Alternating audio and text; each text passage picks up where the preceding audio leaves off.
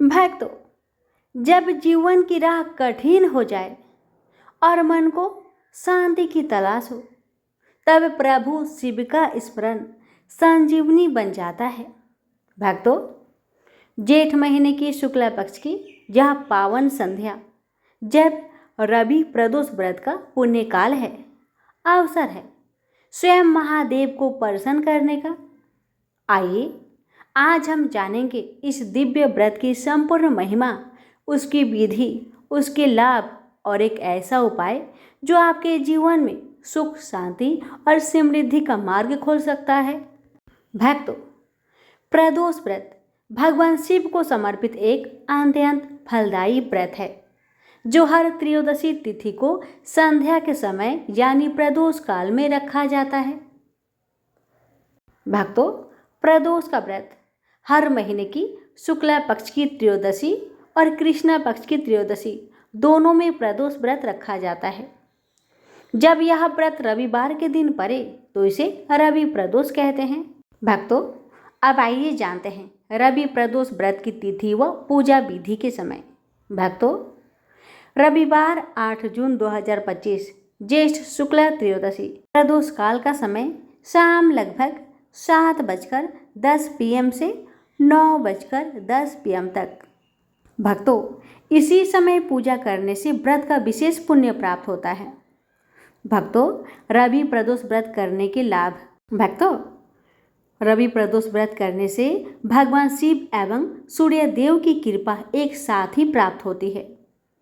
स्वास्थ्य संबंधी समस्याओं से मुक्ति मिलती है, संतान सुख की प्राप्ति होती है, जीवन से दरिद्रता व दुर्भाग्य दूर होता है, मानसिक शांति और परिवार में सुख सद्भाव बना रहता है।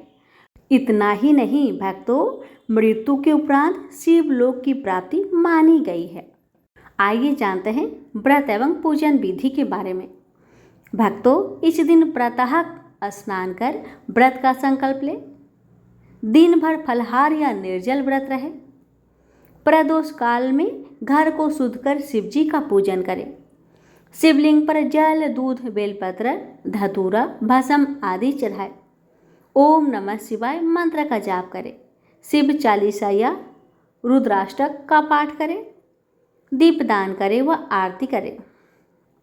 अब आइए जानते हैं कि आज के दिन कौन सा उपाय करें जिससे सुख शांति प्राप्ति हो। भक्तों, संध्या के समय शिवलिंग पर शुद्ध जल चढ़ाकर 11 बार यह प्रार्थना करें, ओम शांति है, शांति है, शांति है। फिर 5 दीपक जलाकर शिव जी के सामने रखें और कहे, हे नीलकंठ, मेरे जीवन से सभी कष्टों का नाश करें और मेरे परिवार में सदा सुख, प्रेम और संतुलन बना रहे। यह उपाय घर में सकारात्मक ऊर्जा और रोग, ऋण, कलह से मुक्ति देता है। भक्तों, अब समय है उस दिव्य कथा का जो केवल एक कहानी नहीं बल्कि हमारे जीवन की दिशा और दशा को बदलने वाली शक्ति है। जो मन से सुने, भाव से समझे और श्रद्धा से अपनाए, उसकी हर मनोकामना शिव स्वयं पूरी करते हैं। आइए जीवन में सुख, शांति, समृद्धि और संतानों की भलाई के लिए हम सब मिलकर श्रद्धा से सुनते हैं रवि प्रदोष व्रत की यह पावन गाथा। एक समय सर्व प्राणियों के हितार्थ परम पावन भागीरथी के तट पर ऋषि समाज द्वारा विशाल गोष्ठी का आयोजन किया गया। इस सभा में व्यास जी के परम शिष्य पुराण वेता सूत जी महाराज हरि कीर्तन करते हुए पधारे। सूत जी को आते हुए देखकर सौनकादि 88,000 ऋषि मुनियों ने खड़े होकर दंडवत प्रणाम किया। महाज्ञानी सूत जी ने भक्ति भाव से ऋषियों को हृदय से लगाया तथा आशीर्वाद दिया। विद्वान ऋषिगण और सब शिष्य आसनों पर विराजमान हो गए। सौनकादि ऋषि ने पूछा, हे पूज्यवर महामते, कृपया यह बताने का कष्ट करे कि मंगलप्रद कष्ट निवारण यह व्रत सबसे पहले किसने किया और उसे क्या फल प्राप्त हुआ। श्री सूत जी बोले, आप सभी शिव के परम भक्त हैं। आपकी भक्ति को देखकर मैं व्रती मनुष्य की कथा कहता हूँ, ध्यान से सुने। प्रदोष व्रत कथा के अनुसार एक गांव में अति दीन ब्राह्मण निवास करता था। उसकी साध्वी स्त्री प्रदोष व्रत किया करती थी। उसे एक पुत्र रत्न था। एक समय की बात है, वह पुत्र गंगा स्नान करने के लिए गया। दुर्भाग्यवश मार्ग में चोरों ने उसे घेर लिया और वे कहने लगे कि हम तुम्हें मारेंगे नहीं, तुम अपने पिता के गुप्त धन के बारे में हमें बता दो। बालक दीन भाव से कहने लगा कि बंधुओं, हम अत्यंत दुखी दिन हैं, हमारे पास धन कहाँ है। तब चोरों ने कहा कि तेरे इस पोटली में क्या बंधा है। बालक ने निसंकोच कहा कि मेरी माँ ने मेरे लिए रोटियां दी है। यह सुनकर चोरों ने अपने साथियों से कहा कि साथियों, यह बहुत ही दीन दुखी मनुष्य है, अतः हम किसी और को लूटेंगे। इतना कहकर चोरों ने उस बालक को जाने दिया। बालक वहां से चलते हुए एक नगर में पहुंचा। नगर के पास एक बरगद का पेड़ था। वह बालक उसी बरगद के वृक्ष की छाया में सो गया। उसी समय उस नगर के सिपाही चोरों को खोजते हुए उस बरगद के वृक्ष के पास पहुंचे और बालक को चोर समझकर बंदी बना राजा के पास ले गया। राजा ने उसे कारावास में बंद करने का आदेश दिया। ब्राह्मणी का लड़का जब घर नहीं लौटा तब उसे अपने पुत्र की बड़ी चिंता हुई। अगले दिन प्रदोष व्रत था। ब्राह्मणी ने प्रदोष व्रत किया और भगवान शंकर से मन ही मन अपने पुत्र की कुशलता की प्रार्थना करने लगी। भगवान शंकर ने उस ब्राह्मणी की प्रार्थना स्वीकार कर ली। उसी रात भगवान शंकर ने उस राजा को सपने में आदेश दिया कि वह बालक चोर नहीं है, उसे प्रातःकाल छोड़ दे, अन्यथा उसका सारा राज्य वैभव नष्ट हो जाएगा। प्रातःकाल राजा ने शिव जी की आज्ञा अनुसार उस बालक को कारावास से मुक्त कर दिया। बालक ने अपनी सारी कहानी राजा को सुनाई। सारा वृत्तांत सुनकर राजा ने अपने सिपाहियों को उस बालक के घर भेजा और उसके माता पिता को राज दरबार में बुलवाया। उसके माता पिता बहुत ही भयभीत थे। राजा ने उन्हें भयभीत देखकर कहा कि आप भयभीत ना हो, आपका बालक निर्दोष है। राजा ने ब्राह्मण को 5 गांव दान में दिए, जिससे कि वे सुखपूर्वक अपना जीवन व्यतीत कर सके। भगवान शिव की कृपा से ब्राह्मण परिवार आनंद से रहने लगा। अतः जो मनुष्य रवि प्रदोष व्रत को करता है वह सुखपूर्वक और निरोगी होकर अपना पूर्ण जीवन व्यतीत करता है तथा उसके जीवन में खुशहाली आती है। प्रेम से बोलिए उमापति शंकर भगवान की जय। स्कंद पुराण में वर्णित एक कथा के अनुसार प्राचीन काल में एक विधवा ब्राह्मणी अपने पुत्र को लेकर भिक्षा लेने जाती थी और संध्या को लौटती थी। एक दिन जब वह भिक्षा लेकर लौट रही थी तो उसे नदी किनारे एक सुंदर बालक दिखाई दिया जो विदर्भ देश का राजकुमार धर्मगुप्त था। शत्रुओं ने उसके पिता को मारकर उसका राज्य हड़प लिया था। उसकी माता की भी मृत्यु अकाल हुई थी। ब्राह्मणी को उस बालक को देखकर बहुत दया आई और उसने उस बालक को अपना लिया और उसका पालन पोषण किया।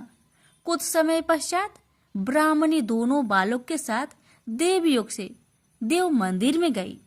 वहां उनकी भेंट ऋषि सांडल्य से हुई। ऋषि सांडल्य ने ब्राह्मणी को बताया कि जो बालक उन्हें मिला है वह विदर्भ देश का राजा का पुत्र है जो युद्ध में मारे गए थे और उनकी माता को ग्रह ने अपना भोजन बना लिया था। ऋषि सांडल्य ने ब्राह्मणी को प्रदोष व्रत करने की सलाह दी। ऋषि आज्ञा से दोनों बालकों ने भी प्रदोष व्रत करना शुरू कर दिया। एक दिन दोनों बालक वन में घूम रहे थे, तभी उन्हें कुछ गंधर्व कन्याएं नजर आई। ब्राह्मण बालक तो घर लौट आया, किंतु राजकुमार धर्मगुप्त अंशुमति नाम की गंधर्व कन्या से बात करने लगे। गंधर्व कन्या और राजकुमार एक दूसरे पर मोहित हो गए। कन्या ने विवाह हेतु राजकुमार को अपने पिता से मिलवाने के लिए बुलवाया। दूसरे दिन जब वह पुनः गंधर्व कन्या से मिलने आया तो गंधर्व कन्या के पिता ने बताया कि वह विदर्भ देश का राजकुमार है। भगवान शिव की आज्ञा से गंधर्व राज ने अपनी पुत्री का विवाह राजकुमार धर्मगुप्त से करवाया। इसके बाद राजकुमार धर्मगुप्त ने गंधर्व सेना की सहायता से विदर्भ देश पर पुनः आधिपत्य प्राप्त किया। यह सब ब्राह्मणी और राजकुमार धर्मगुप्त के प्रदोष व्रत करने का फल था। स्कंद पुराण के अनुसार जो भक्त प्रदोष व्रत के दिन शिव पूजा के बाद एकाग्र होकर प्रदोष व्रत कथा सुनता या पढ़ता है, उसे 100 जन्मों तक कभी दरिद्रता नहीं होती। प्रेम से बोलिए उमापति शंकर भगवान की जय। एक समय की बात है कि बहुत वर्ष पूर्व ऋषि मुनि भगवान को पाने के लिए कठोर तपस्या करते थे। यह तपस्या कैसी रहती थी? एक पांव पर खड़े होकर नमस्कार की मुद्रा में भगवान का नाम जप करना, पानी में नमस्कार की मुद्रा में खड़े रहकर अखंड भगवान का नाम जप करना, हिमालय जैसे पर्वत पर जाकर अंत ठंड में एक ही जगह अनेक वर्ष तक बैठकर नाम जप करना, इस प्रकार तपस्या की जाती थी। तपस्या के समय न कुछ खाया जाता था न ही पिया जाता था। इसी प्रकार कठोर तपस्या करने के बाद भगवान भक्त पर प्रसन्न होकर उन्हें आशीर्वाद देते थे। इसी प्रकार भगवान शंकर को पति रूप में पाने के लिए माता पार्वती कठोर तपस्या कर रही थी। तपस्या के समय वह भगवान के चिंतन में ध्यान मग्न बैठी थी। उनकी तपस्या पूर्ण होने ही वाली थी कि उसी समय उन्हें एक बालक के डूबने की चीख सुनाई दी। माता तुरंत उठकर वहां पहुंची। उन्होंने देखा एक मगरमच्छ बालक को पानी के अंदर खींच रहा है। वह बालक अपने प्राण बचाने के लिए बहुत प्रयास कर रहा था तथा मगरमच्छ उसे खाने का प्रयास कर रहा था। अंततः करुणामयी माता पार्वती को बालक पर दया आई। माता ने मगरमच्छ से निवेदन करते हुए कहा, बालक को छोड़ दो, इसे आहार न बनाओ। उस पर मगरमच्छ बोला, माता यह मेरा आहार है। मुझे हर छठे दिन भूख मिटाने के लिए जो पहले मिलता है वह मेरा आहार होता है। मेरा आहार ब्रह्मा ने निश्चित किया है। माता पार्वती ने फिर कहा, आप इसे छोड़ दो, मैं इसके बदले अपनी तपस्या का फल आपको दूंगी।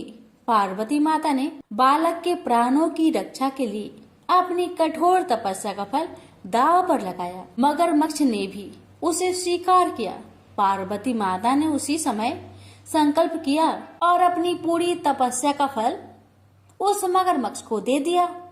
मगरमच्छ को माता के तपस्या का फल प्राप्त होने के कारण वह सूर्य के जैसे चमक उठा। उसकी बुद्धि में शुद्ध हो गई। उसने कहा, माता आप अपना पुण्य वापस ले लीजिए, मैं इस बालक को छोड़ दूंगा।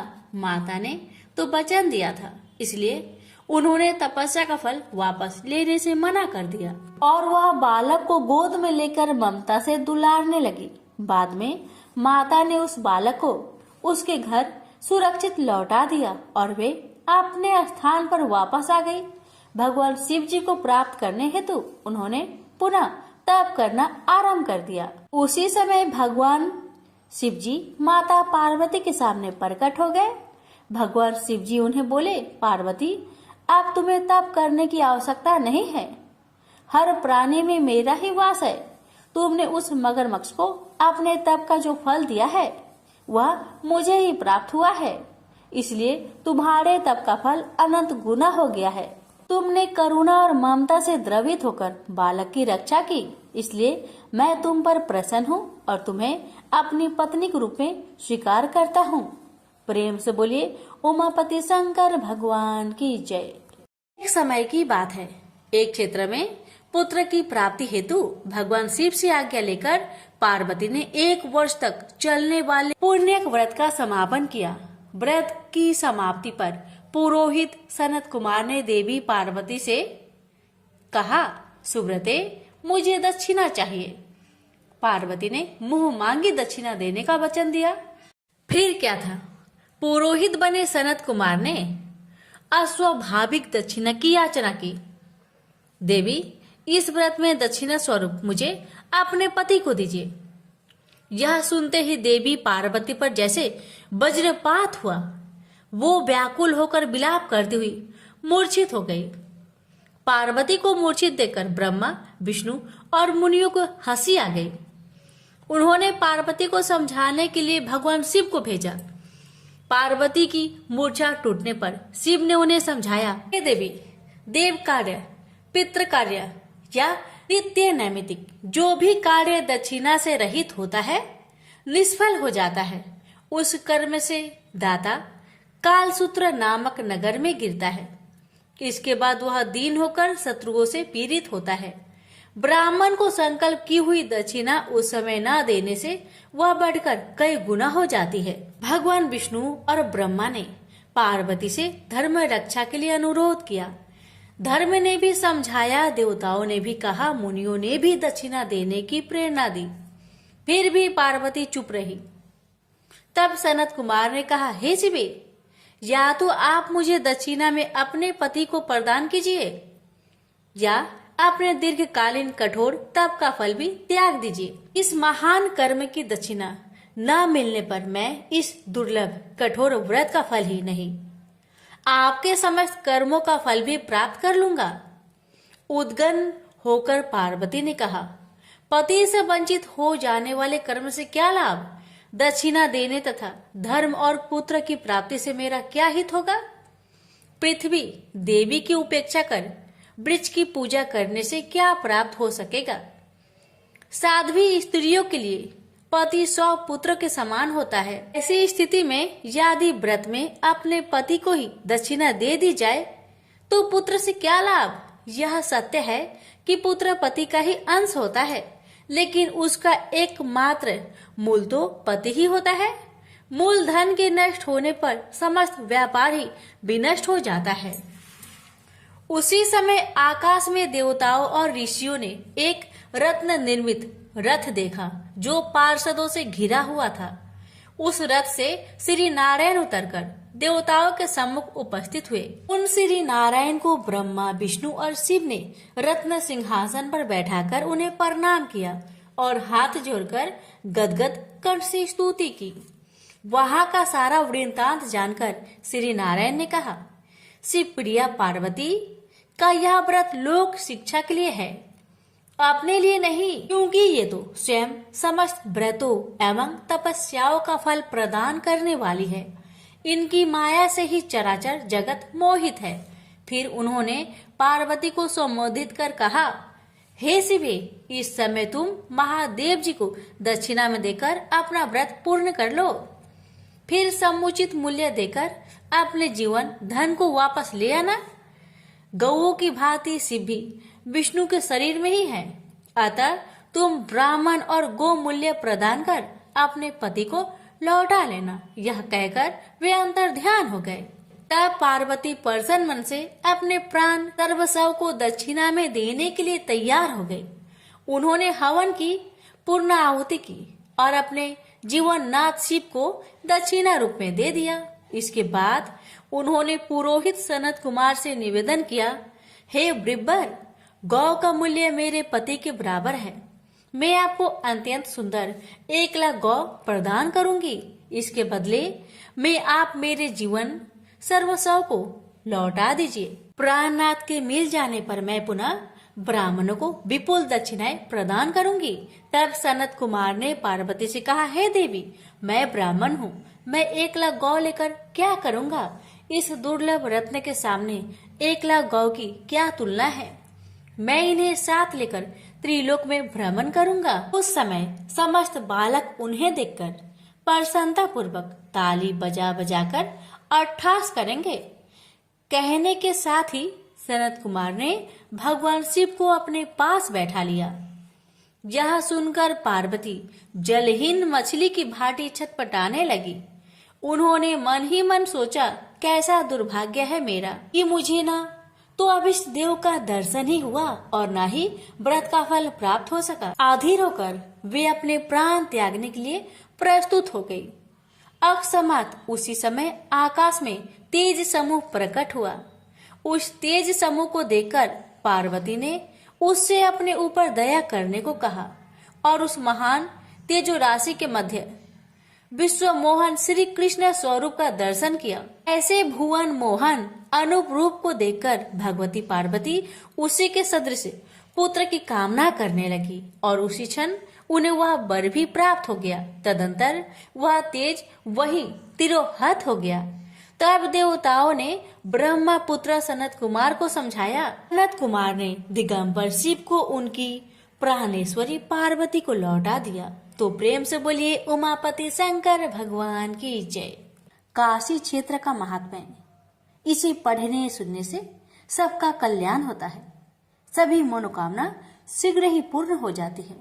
अरे ही श्रद्धा भाव से प्रसन्नचित मन से कथा को पूरा श्रवण कीजिएगा, कथा का अनादर ना करें।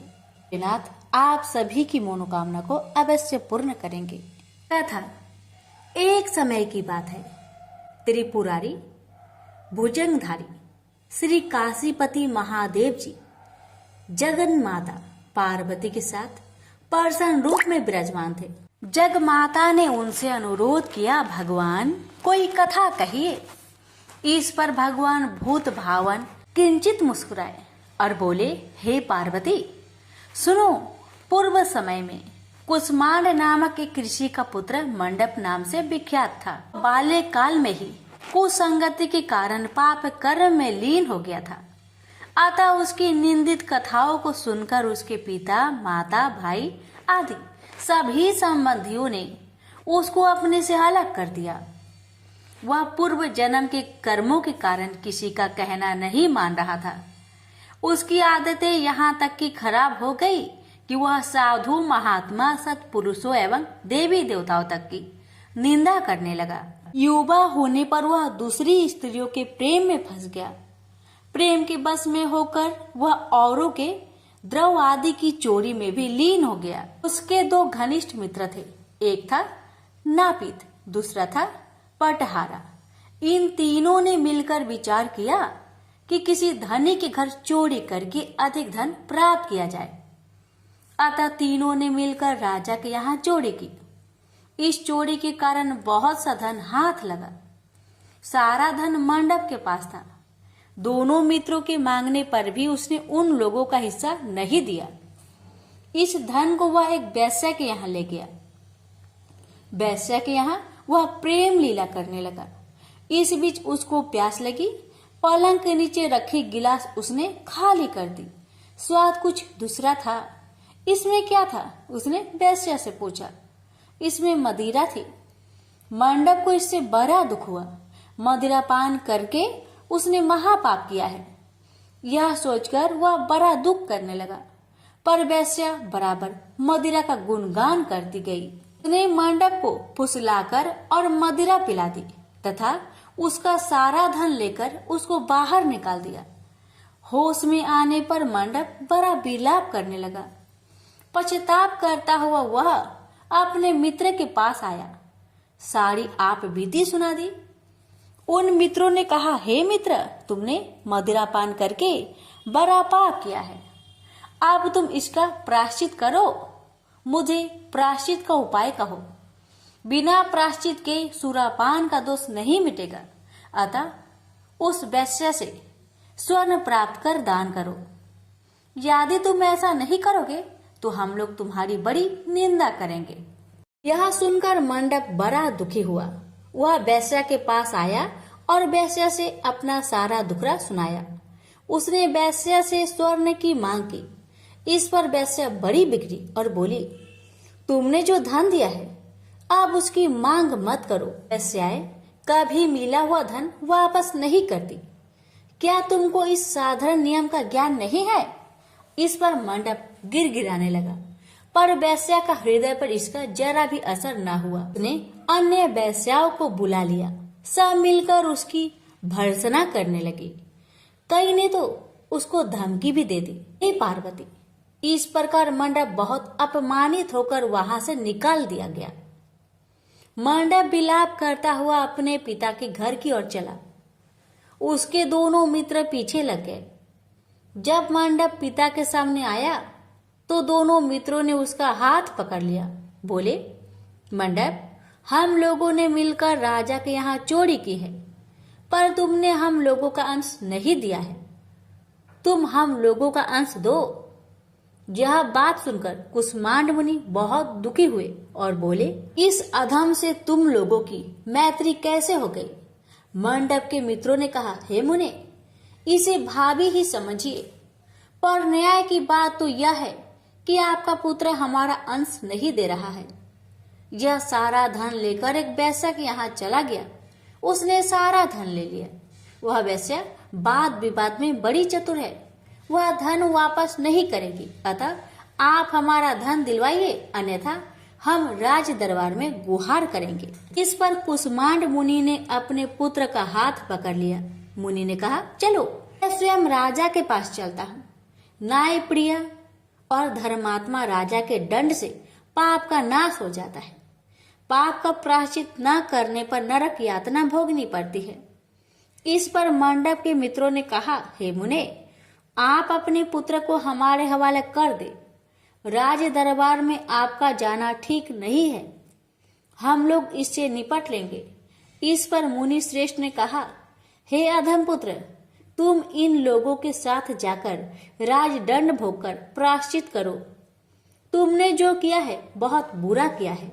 आज से तुम मेरे पुत्र नहीं हो और मैं भी तुम्हारा कोई नहीं।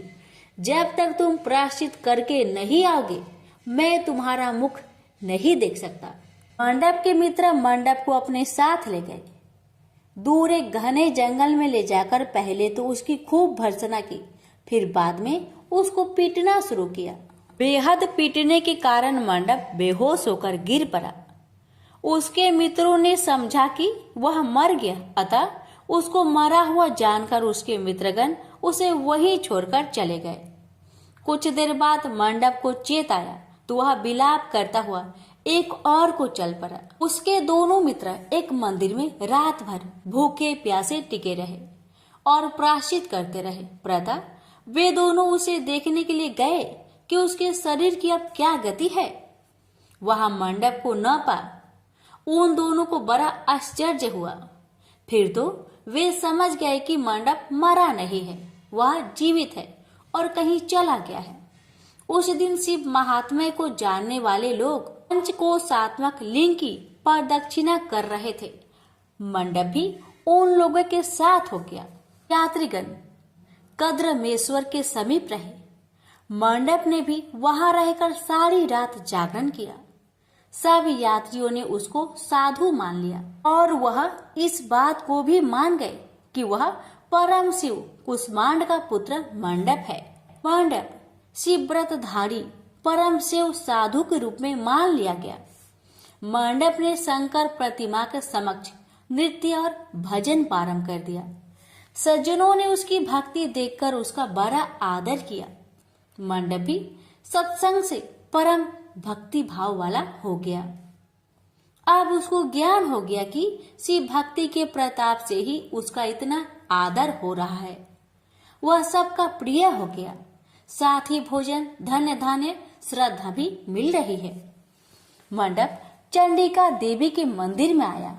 वहां काशी के धार्मिक सज्जनों द्वारा भीम चंडी की पूजा हो रही थी। मंडप का वहां बड़ा आदर किया गया। रात्रि में मंडप ने क्षेत्र महात्म्य कहा और सुना। इसके बाद शिव भक्तों और विष्णु भक्तों ने मिलकर कीर्तन किया।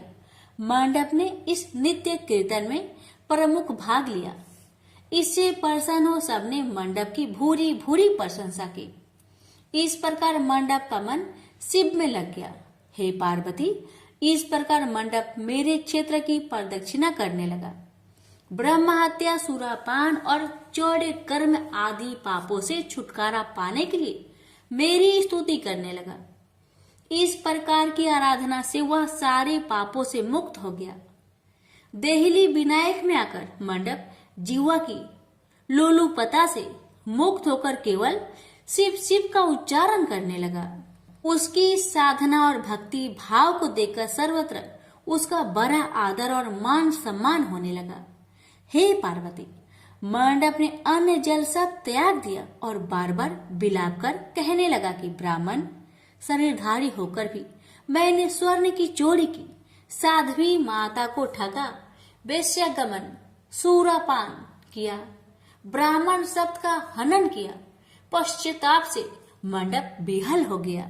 हे देवी, मंडप के मन में यह विचार आया कि मेरे क्षेत्र की प्रदक्षिणा करने से वह सारे पापों से मुक्त हो जाएगा। अतः वह काशी काशी शिव शंकर शिव शिव की रट लगाकर अपने पापों का प्रायश्चित करता हुआ मेरे क्षेत्र की परिक्रमा करने लगा। रामेश्वर लिंग में आकर उसने स्नान पूजन किया, सोमनाथ का पूजन किया, सीता और लक्ष्मण के साथ श्री राम जी का पूजन किया। पूजन और भक्ति भाव देखकर सर्वत्र उसकी प्रशंसा हुई। मंडप ने अन्न जल त्याग दिया था। तदनंतर वृषभ ध्वज में आकर स्नान देव पूजन किया। प्रातः काल वरुणा संगम में स्नान किया। मुझे पूछता हुआ वह मेरे मंदिर आया। उसने आकर बड़ा दान पुण्य किया। संतोष मंडप ने साष्टांग प्रणाम किया। वह अनेक महात्मा उपस्थित थे। हे पार्वती, मंडप सबके आगे हाथ जोड़कर खड़ा हो गया और पूछने लगा, हे महात्माओं, मैंने बड़े बड़े पाप किए हैं। आप लोग कृपया यह बतलाइए कि इन पापों से मेरा छुटकारा किस प्रकार होगा। सभी महात्माओं ने कहा, हे मंडप, तुम शिव शक्ति केशव के भक्त हो गए हो। पंचक्रोशमात्मक लिंग प्रदक्षिणा से और शिव कीर्तन से तुम्हारे सारे पाप नष्ट हो गए हैं। इस प्रकार सुन मंडप ने कहा, हे सदस्य गणों, पिताजी ने तो मुझको घर से निकाल दिया है।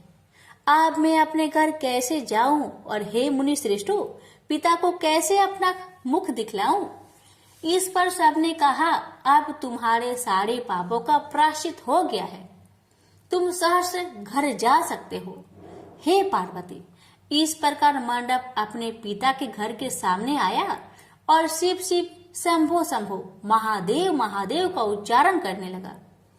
स्वर सुनकर कुष्मांड मुनि ने अपनी पत्नी से कहा, हे प्रिय, देखो तो कौन द्वार पर शिव का उच्चारण करता हुआ हमें परम सुख दे रहा है। शिव नाम की अमृत वर्षा कौन कर रहा है। मुनि पत्नी ने द्वार पर अपने पुत्र को देखा। हे पुत्र, तुम्हारा आना कैसे हुआ। मंडप ने कहा, हे माता, आपको और पिताजी को महात्मागण बुला रहे हैं। यह सुनकर मंडप की माता अपने पति के पास आई और उनसे सारा वृत्तांत कहा।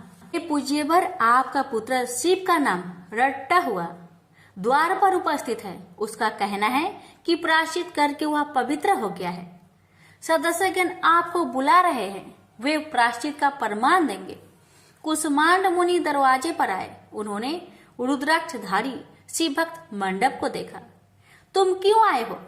थोड़े से प्रायश्चित से बड़े पाप का नाश नहीं होता है। मंडप ने कहा, हे पिताजी, इसमें कोई संदेह नहीं है कि मैंने बड़े पाप किए हैं। इतना होने पर भी महात्मागण आपको बुला रहे हैं।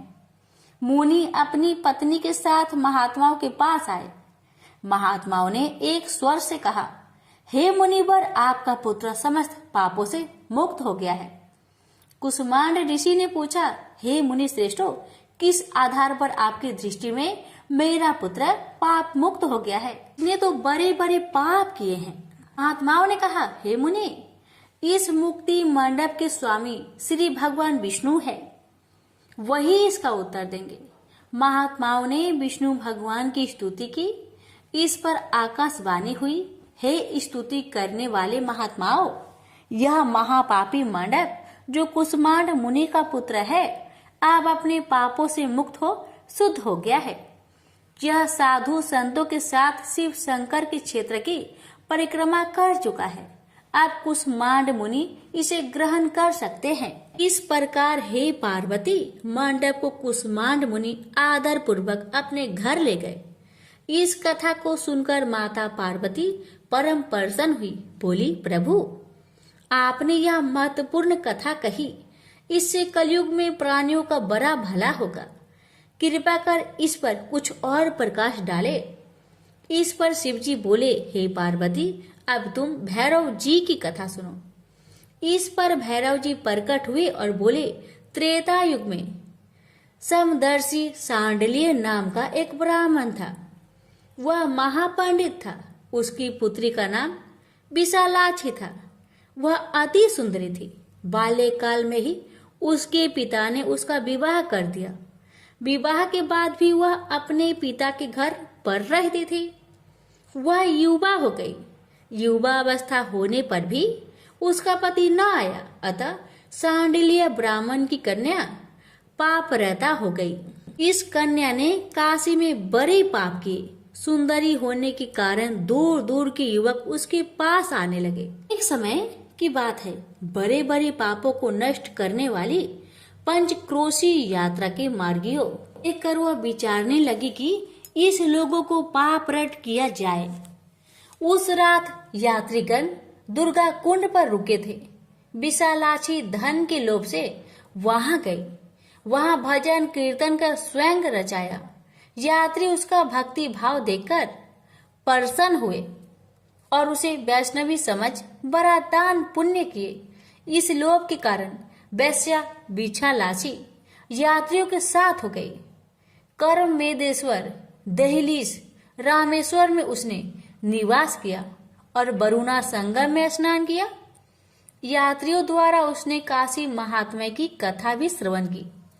इस सत्संग समागम से विशालाक्षी की आंखें खुल गई। उसने अपने पर बड़ा पश्चाताप किया। यात्रियों का सारा धन उसने लौटा दिया और पाप से अलग होने का निर्णय कर लिया।